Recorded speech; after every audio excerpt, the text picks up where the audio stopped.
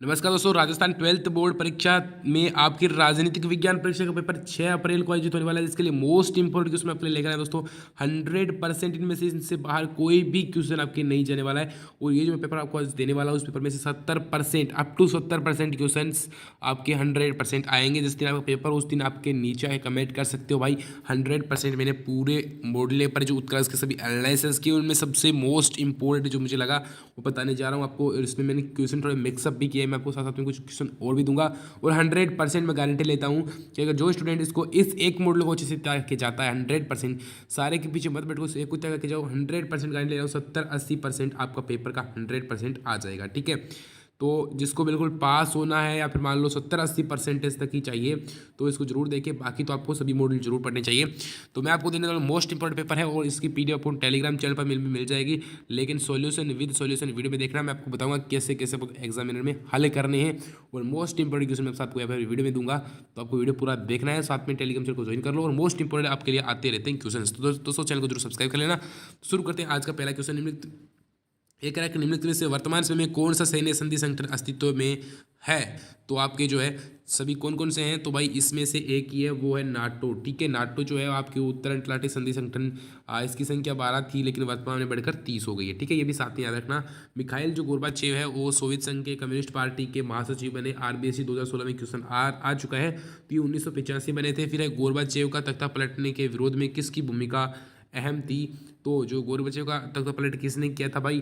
तो इसमें जो है आपके मोस्ट इम्पोर्टेंट है कि जो आपके हैं बोरिस येल्तसिन, जो कि रूस के जो पहले सोवियत संघ के रूस के पहले जो निर्वाचित जो राष्ट्रपति बने थे, उनका बहुत बड़ा हाथ था। ठीक है, इसमें फिर है सिमला समझौते का संबंध किन देशों से है? तो भाई सिमला समझौता भारत और पाकिस्तान से हुआ था। ठीक है, भारत और पाकिस्तान से हुआ था। फिर है कि ये कब हुआ था सिमला समझौता? तो ये हुआ था आपके 1971 के भारत पाक युद्ध के बाद 3 जुलाई 1972 को हुआ था। जुल्फिकार अली भुट्टो और इंदिरा गांधी के बीच में। भारत संयुक्त राष्ट्र संघ में कब शामिल हुआ था? मोस्ट इंपोर्टेंट क्वेश्चन है। तो 30 अक्टूबर 1945 को शामिल हुआ था। अगला है संयुक्त राज्य अमेरिका पर आतंकवादियों द्वारा आक्रमण कब किया गया था भाई? तो संयुक्त राज्य अमेरिका द्वारा 2001 में जो है आक्रमण किया गया था। छठे में से होगा आपके। और फिर है आपके सातवें क्वेश्चन, प्रथम आम चुनाव कब संपन्न करवाए गए थे? तो इसका जो है आपके आंसर होगा वो होगा 1951 में संपन्न कराए गए। फिर है आपके मोस्ट इंपोर्टेंट क्वेश्चन देखते हैं आगे कि निम्नलिखित में से आर्थिक विकास के लिए गांधीवादी योजना किसके द्वारा प्रस्तुत की गई थी? तो भाई ये जो है गांधीवादी योजना किसके द्वारा प्रस्तुत की गई थी? तो वो आपकी प्रस्तुत की गई थी, यहाँ पर आपके मोस्ट इंपोर्टेंट क्वेश्चन है उसमें है श्रीमन जो आपके दे रखे हैं, श्रीमन जो है नारायण जी ने। भारत में पहला परमाणु परीक्षण पोखरण में कब किया गया था? तो 1974 में भाई ये जो है परमाणु परीक्षण आपके द्वारा जो है किया गया था। ठीक है, मोस्ट इंपोर्टेंट क्वेश्चनों में से 1974 में। ठीक है, अब आगे देखते हैं कि आपातकाल के दौरान भारतीय संविधान का कौन सा जो है संशोधन पारित हुआ था आपातकाल के दौरान ही? तो वो आपके जो है आपातकाल के जो दौरान हुआ था वो था 42वां संविधान संशोधन। और इसमें क्या हुआ था कि 1975 में घोषित आंतरिक आपातकाल के दौरान और 1976 में किया गया। और इसे मिनी जो है कॉन्स्टिट्यूशन कहा जाता है, छोटा संविधान भी कहा जाता है। उत्तर हर दिन बढ़ता जाए, दक्षिण दिन दिन घटता जाए, यह लोकप्रिय नारा किस आंदोलन के अंतर्गत दिया गया? तो ये भाई जो है आपके जो है यहाँ पर जो है द्रविड़ आंदोलन के टाइम जो है दिया गया था। द्रविड़ आंदोलन क्या था भाई? द्रविड़ आंदोलन जो है हिंदी भाषा द्वारा वो जो था उसको कहते हैं। मुस्लिम महिला अधिनियम कब पारित किया गया? मोस्ट इंपोर्टेंट क्वेश्चन है और ये 100% परीक्षा में छपेगा। तो ये जो है आपके 1986 को पारित किया गया था। और इसमें क्या बता रहे हैं ये कि 1985 में शाहबानो मामले के पक्ष में सर्वोच्च न्यायालय के निर्णय को पलटते हुए सरकार ने 1986 में मुस्लिम महिला अधिनियम लागू कर दिया गया। और अब जो है आपको और भी कुछ जो है मोस्ट इंपोर्टेंट जो क्वेश्चन है वो बताने वाला हूँ। ठीक है, फिर रेगिस्तानों की पूर्ति कीजिए। शीत युद्ध वर्ष से लेकर वर्ष तक चला। तो 1945 से लेकर आप या तो 1945 लिख लेना और यहाँ पर आप लोग 1991 लिख लेना। ठीक है, फिर है जनवरी 1997 को संयुक्त राष्ट्र संघ के महासचिव ने जो जांच की सुधार कैसे कराया जाए? तो कोफी अन्नान। ठीक है, मोस्ट इंपोर्टेंट है, इसमें कोफी अन्नान होगा। आप लोग गलती मत कर देना बिल्कुल भी, इसमें कोफी अन्नान होगा। ठीक है, कोफी अन्नान। ठीक है, मैं लिख देता हूँ यहाँ पर, आप कंफ्यूज बिल्कुल मत होना। फिर है एक सामान्य आदमी के लिए रोजाना, तो इसमें हो जाएगा 2450। ठीक है, कितने कैलोरी? 2450। ठीक है, एक बात याद रखना, मैं बार बार कह रहा हूँ मोस्ट इंपोर्टेंट क्वेश्चन है, मतलब मोस्ट इंपोर्टेंट ही है और 100% आने के पूरे चांसेस है। और ख़ास करके बड़े क्वेश्चंस तो इसमें जो मैं देने वाला हूँ उनको 100% रट के जो है ना बिल्कुल आ जाएंगे, ठीक है। सिंधु नदी जल संधि पर जो है कब और किसने हस्ताक्षर किए, तो जवाहरलाल नेहरू, यानी अपने तो यहाँ पर लिख लेना JBR, यानी जो है आपके JBR नहीं, सॉरी, जवाहरलाल नेहरू, JLN। और यहाँ पर जो है अयूब खान, ठीक है, ए के अयूब खान, ठीक है, शॉर्ट में याद रखो इसको। सन 1975 में जनता के जो है किस मार्च का, तो स्वतंत्र मार्च का जो नेतृत्व जयप्रकाश नारायण ने किया था, तो यहाँ पर इसका रेगिस्तान में भर देना। आगे चलते हैं दोस्तों मोस्ट इंपोर्टेंट क्वेश्चन की तरफ। मई 1991 में किसकी हत्या कर दी गई, तो मई 1991 में जो है राजीव गांधी की हत्या कर दी गई, ठीक है, राजीव गांधी, पूरा लिखना। फिर है बाल्टिक देश के नाम से किन देशों को जाना जाता है, तो बाल्टिक संघ के पास स्थित जो देश है लिथुआनिया, एस्टोनिया व लेटेविया को बाल्टिक देश हम लोग कहते हैं। दूसरी दुनिया किसे कहते हैं, तो भाई दूसरी दुनिया हम लोग कहते हैं सोवियत संघ को। इसका नेतृत्व किस देश ने किया था, तो भाई जो है इसका साम्यवादी देश को कहते हैं और इसका नेतृत्व है सोवियत संघ ने किया था। फिर 1917 की साम्यवादी क्रांति कहाँ व किसके नेतृत्व में हुई, तो ये जो है 1917 में हुई थी। और यहाँ पर जो है इसके क्रांतिकारी व्लादिमीर लेनिन थे। कौन थे, व्लादिमीर यहाँ पर दोस्तों लेनिन, ठीक है, लेनिन के नेतृत्व में क्रांति हुई थी। फिर रूस के प्रथम राष्ट्रपति कौन थे, तो बोरिस येल्त्सिन, अभी तो आपको बताया था, तो ठीक है, रूस के बोरिस येल्त्सिन। फिर है आपके जो है मानवता के साथ जो अमेरिका ने यूगोस्लाविया पर आक्रमण क्यों किया, तो वह अमेरिका ने यूगोस्लाविया को जो अपने प्रांत कोसोवो में अल्बानी लोगों के आंदोलन को कुचलने के लिए सेना कार्रवाई की, इसके विरोध में अमेरिका ने यूगोस्लाविया पर 1999 आक्रमण किया। फिर आपके हैं कि 1998 में अमेरिका दूतावासों पर किन देशों में आतंकी हमले किए गए थे, तो यहाँ पर जो है इसका आंसर होगा कि नैरोबी केनिया और दार ए सलाम तंजानिया पर किए गए। मानवता की साझी विरासत में से क्या अभिप्राय है, यानी विश्व के कुछ ऐसे क्षेत्र जिस पर देश के संप्रभु क्षेत्राधिकार से बाहर होते हैं, इसलिए उनका प्रबंधन साझी तौर पर अंतर्राष्ट्रीय समुदाय रखा करता है। इसे वैश्विक संपदा या फिर मानवता की साझी विरासत की जल वायु ये सब। 1980 के दशक की किस घटना ने विश्व समुदाय की आंखें खोल दी, तो अंटार्कटिका के ऊपर ओजोन परत में छेद की खोज एक आंख खोल देने वाली घटना थी। वैश्वीकरण के लिए जिम्मेदार कोई दो कारण आप लोगों को बताने हैं, तो भाई वैश्वीकरण के लिए जिम्मेदार दो कारण कौन कौन से हो जाएंगे, एक तो हो जाएगा प्रौद्योगिकी, दूसरे लोगों की सोच में विषय पर पारस्परिक जुड़ाव का बढ़ना। फिर आपके 10वां क्वेश्चन की आर्थिक वैश्वीकरण को बढ़ावा देने के लिए किन अंतर्राष्ट्रीय जो है संगठनों की अहम भूमिका है आर्थिक वैश्वीकरण को, तो अंतर्राष्ट्रीय मुद्रा कोष और विश्व व्यापार संगठन और विश्व बैंक। फिर है आपके नर्मदा नदी किन किन राज्यों से और गुजरती है, तो मध्य प्रदेश, गुजरात, महाराष्ट्र, तीनों राज्यों से होकर गुजरती है।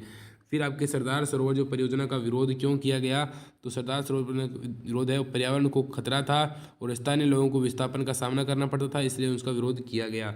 फिर है आपके आगे चलते हैं कि अमेरिका ने ऑपरेशन एंड्यूरिंग फ्रीडम किसके विरुद्ध चलाया था, तो भाई अमेरिका ने जो है ऑपरेशन एंड्यूरिंग फ्रीडम जो है 9/11 के विरुद्ध में चलाया था, और आपको जो पता है कि हमला हुआ था। फिर है सर क्रीक विवाद का संबंध किन दो देशों से है, तो जो है सर क्रीक 96 किलोमीटर लंबी सीमा रेखा भारत पाकिस्तान के बीच में है और ये भारत का से जो है इससे संबंधित है, ठीक है। फिर है कि भारत और चीन के बीच किन दो मतभेदों के कारण 1962 में सैनिक संघर्ष हुआ, तो पहला था 1959 में दलाई लामा को शरण देना, जो कि वहाँ के तिब्बत के धार्मिक नेता थे, और चीन एशिया में सर्वोच्च शक्ति बना चाहता था, इसलिए शक्ति के प्रदर्शन के लिए चीन ने भारत पर भी आक्रमण कर दिया। आणविक ऊर्जा एजेंसी का क्या कार्य है, तो भाई आणविक ऊर्जा एजेंसी जो है ये संगठन परमाणु ऊर्जा के जो है शांतिपूर्ण उपयोग को बढ़ावा देने के लिए और सैन्य उद्देश्यों से इसके उपयोग को रोकने के लिए कार्य करता है।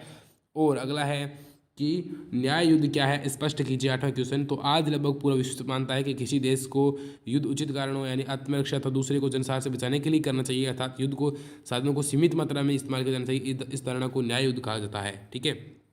पर्यावरण की सुरक्षा से संबंधित संधियों के आप लोगों को नाम लिखने मोस्ट इंपॉर्टेंट है, तो यहाँ पर जो है एक अंटार्कटिका संधि 1959, फिर मॉन्ट्रियल जो प्रोटोकॉल है वो 1983 वाली, और अंटार्कटिका पर्यावरणीय जो न्यायाचार है वो 1991 वाली। फिर है वैश्वीकरण के चलते किस कारण से विचारों के प्रभाव में राष्ट्रीय सीमाओं की बाधा रुकावट नहीं रही, तो ये भी मोस्ट इंपॉर्टेंट है। निसंदेह है टेलीग्राफ, टेलीफोन और माइक्रोचिप इंटरनेट आदि के नवीन आविष्कारों ने जो है इसमें क्रांतिकारी बदलाव किए। अगला 11 क्वेश्चन है भारतीय राजनीति डॉक्टर बी आर अम्बेडकर के योगदान का उल्लेख कीजिए। मोस्ट इंपॉर्टेंट, जितना आप जो है वेरी मोस्ट लगा लो इसको 100% क्वेश्चन आएगा ये जो डॉक्टर बी आर अम्बेडकर वाला। तो डॉक्टर बी आर अम्बेडकर जो जो है इंडिपेंडेंट लेबर पार्टी और शेड्यूल्ड कास्ट फेडरेशन की इन्होंने स्थापना की थी। Ambedkar Republic party of India के गठन के योजनाकार थे। अम्बेडकर संविधान सभा के प्रारूप समिति अध्यक्ष थे। डॉक्टर अम्बेडकर ने दलितों के उत्थान का पुरजोर समर्थन किया। और फिर है गैर कांग्रेसवाद का नारा कब दिया गया, किस नेता के द्वारा दिया गया तथा इसका क्या परिणाम निकला। तो चौथे आम चुनाव 1967 जो है पूर्व समाजवादी नेता द्वारा राम मनोहर लोहिया के द्वारा गैर कांग्रेसवाद का नारा दिया गया, जिसका सीधा सा अर्थ है कि गैर कांग्रेसी पार्टियों का एकजुट हो जाना और जो है कांग्रेस को हम लोगों को पराजित करना है। 1967 के चुनाव में दिया गया और अनेक राज्यों ने सत्ता खो बैठी तक केंद्र में उसकी सीटों में पिछड़ी अपेक्षा कम हो गई। कांग्रेस की फूट के पश्चात कौन से दो राजनीतिक दल उभरे, इसका क्या परिणाम हुआ। तो 1969 में कांग्रेस के विभाजन हुआ। उसके बाद दो राजनीतिक, एक तो आर था कि कांग्रेस आर जो कि रीजन कोएट था, कांग्रेस ओ। कांग्रेस आर का नेतृत्व श्रीमती गांधी कर रही थी और वही कांग्रेस ओ का नेतृत्व सिंडिकेट कर रहा था जिसके अध्यक्ष निजलिपंगा थे। और इसके परिणाम स्वरूप कांग्रेस आर को नई नीति बनानी पड़ी और आगे चलकर वह इसमें सफल रही, जबकि कांग्रेस ओ को आगे चलकर पूरी तरह से समाप्त हो गई। सरकार ने आर्थिक जो है, भारत सरकार ने किस कार्य ने मछुआरों की जिंदगी को बड़े तौर पर प्रभावित किया, इन मछुआरों को राष्ट्रीय स्तर पर कौन सा संगठन बनाया। तो जो है सरकार ने आर्थिक उदाहरण के जो है मशीनीकरण, तो आप लोग मान लीजिए कि यहाँ पर जो है इन्होंने प्रौद्योगिकी यानी बोनटून ट्रावल जैसी प्रौद्योगिकी की अनुमति दी, तो मछुआरों अजब का संकट आ गया और उन्होंने नेशनल फिश वर्कर्स फोरम के नाम से एक संगठन खड़ा किया और केरल के मछुआरों की अवस्था थी। फिर है कि रामास्वामी नायनर पेरियार का संक्षिप्त जीवन परिचय दीजिए। तो ये तो आप कर लोगे कि जो ये 1919 में इनका जन्म हुआ, पेरियार ने जातिगत भेदभाव का विरोध किया इस प्रकार से, ठीक है। फिर अगला 16 क्वेश्चन आपके मोस्ट इंपॉर्टेंट क्वेश्चन है। 16 जो क्वेश्चन है वो आपके मोस्ट इंपॉर्टेंट जो है क्वेश्चनों में से एक है। 16 क्वेश्चन ये कह रहा है कि आपको जो है आपके विचार में क्या आनंदपुर साहिब जो है प्रस्तावना संघात्मक को सुदृढ़ बनाने की दिशा में एक सतर्क था अथवा एक अलग सिख के राष्ट्र में पक्ष। तो 1973 में जो आनंदपुर साहिब में हुए सम्मेलन में एक क्षेत्रीय स्वायत्तता से जुड़े प्रस्ताव को अकालियों के एक तबके के पास लिया गया। तो ये कौम या नेशन को थे और इसमें क्या किया, सिख राष्ट्र के मांग के तौर पर देखा जाता है। फिर है 17 क्वेश्चन, उड़ीसा पोस्को प्लांट को किन आधारों पर जन विरोध का सामना करना पड़ा। क्योंकि भाई विश्व में इस्पात की मांग बढ़ रही थी तो उड़ीसा एक महत्वपूर्ण जगह थी और वहाँ पर जो अंतर्राष्ट्रीय इस्पात निर्माता आ गए थे और सरकार ने ऐसा करना आवश्यक था कि पूंजी निवेश भी होगा और रोजगार के अवसर बढ़ेंगे। लोहे आवश्यक ज़्यादातर भंडार उड़ीसा में थे, उसके विकसित इलाकों में है और विशेषकर आदिवासी इलाकों में आदिवासियों को यह डर है कि क्या है उनसे उनकी आजीविका है वो छिन जाएगी, ठीक है, विस्थापित होने पड़ेंगे इससे खनन और उद्योग को। फिर 18वां क्वेश्चन है कि 1962 में हुए चीन जो है उसके युद्ध ने किस प्रकार भारत की छवि को देश विदेश में धक्का पहुंचाया। कि 4 बिंदुओं की आप लोगों को व्याख्या करनी है। जैसे कि पंडित नेहरू की विदेश नीति की आलोचना हुई, तत्कालीन रक्षा मंत्री VN कृष्ण मेनन को त्यागपत्र देना पड़ा, पंडित नेहरू के मंत्रिमंडल के विरुद्ध प्रथम बार जो है विश्वास प्रस्ताव पर चर्चा हुई और भारत सरकार का ध्यान पूर्वोत्तर राज्यों के विकास की तरफ गया जो कि पहले अनदेखी का शिकार थे। चीन ने यह घुसपैठ करने की नीति इस युद्ध के पूर्व अपनाई थी। भारतीय कम्युनिस्ट पार्टी विभाजन का शिकार हुई, इस पार्टी से अलग मार्क्सवादी कम्युनिस्ट पार्टी CPI का गठन हुआ और भारत की अंतर्राष्ट्रीय छवि धूमिल हुई। भारत को अमेरिका ब्रिटेन दोनों से सैन्य मदद मांगनी पड़ी जिनसे उनके संबंध अधिक अच्छे नहीं थे। अब है कि गुजरात आंदोलन, एक संक्षिप्त टिप्पणी कि जनवरी 1970 में गुजरात के छात्रों ने ये तो खाद्यान्न पर हो गया और विपक्षी दलों ने, तो यहाँ पर कांग्रेस ओ के नेता मोरारजी देसाई जो थे वो इसमें विकराल रूप से शामिल थे और इस प्रकार से हड़ताल पर बैठ जाएंगे और मोरारजी देसाई 1975 में विधानसभा चुनाव हुए, कांग्रेस इन चुनाव में हार गई। फिर हम लोग बात करेंगे 1989 के बाद की अवधि में भारतीय राजनीति के मुख्य मुद्दे क्या रहे, इन मुद्दों में राजनीतिक दलों के आपसी जुड़ाव के क्या रूप सामने आए। तो ये आप लोग कर सकते हो कि यहाँ पर जो गठबंधन की राजनीति चली यानी 1900 और इस प्रकार से। फिर आपके जो है अलग जो एक प्रश्न आ रहा है वो मोस्ट इंपॉर्टेंट प्रश्न है कि शीत युद्ध का अर्थ क्या है। भाई जहाँ पर युद्ध हो ही ना उसको शीत युद्ध कहते हैं, सिर्फ बातें से ये लगता है युद्ध होएगा उसको शीत युद्ध। शीत युद्धकालीन सैन्य संगठन, तो भाई एक तो नाटो हो जाएगा आपके, फिर वार्सा संधि, फिर आपका सीटो, फिर आपके सेंटो, इस प्रकार से, ठीक है। और फिर है दोनों महाशक्तियों द्वारा छोटे देशों को अपने गुटों में शामिल करने की आवश्यकता क्यों पड़ी। तो भाई ये जो महाशक्तियों के लिए काम की चीज़ें थी कि शामिल भूराष्ट्रों का क्षेत्र का उपयोग हथियार सैनिक अड्डों की स्थापना के लिए करना चाहती थी, तो इस प्रकार से आपकी हो जाएगा मोस्ट इंपॉर्टेंट। फिर आपके या फिर अथवा में गुट निरपेक्ष देशों ने नव अंतर्राष्ट्रीय अर्थव्यवस्था की मांग क्योंकि कारण समझाते हुए नव अंतर्राष्ट्रीय व्यवस्था पर प्रकाश डालना है। तो यहाँ पर गुट निरपेक्ष को अच्छे तरीके से हम लोगों को समझना होगा, अल्पपक्षी देश किस प्रकार से। फिर यूरोपीय संघ के गठन की प्रक्रिया को हम लोगों को समझाना है। तो भाई जो यूरोपीय संघ थे और वो जो थे वो जो है उसके दूसरा विश्व युद्ध समाप्त हुआ तो यूरोप के नए नेता यूरोप के स्थानों को लेकर चिंतित थे। तो 1945 के बाद यूरोप के मेल मिलाप ने और इस प्रकार से नाटो के तहत और फिर 1949 में यूरोपीय आर्थिक सहयोग संगठन की स्थापना हुई। और फिर क्या हुआ, 1949 में यूरोपीय परिषद राजनीतिक सहयोग के मामले में 1951 में 6 देश फ्रांस, जो है पश्चिमी जर्मनी, इटली, बेल्जियम और नीदरलैंड ने यूरोपीय कोयला, और 1957 में रोम की संधि। इस प्रकार से 1992 इस प्रकार पूर्णतः यूरोपीय संघ की स्थापना हुई और 12 देश थे। और 2004 में साइप्रस, चेक गणराज्य ये मिल गए। और 2013 में क्रोएशिया 28वां सदस्य बना। 2016 में यूरोपीय संघ से अलग हो गए। ठीक है। चीन के आर्थिक उदारीकरण की प्रक्रिया को, यानी चीन ने जो है 1970 में प्रधानमंत्री चाउ एन लाई ने कृषि, उद्योग, सेना और विज्ञान जो है आपको इस प्रकार से कर दिया।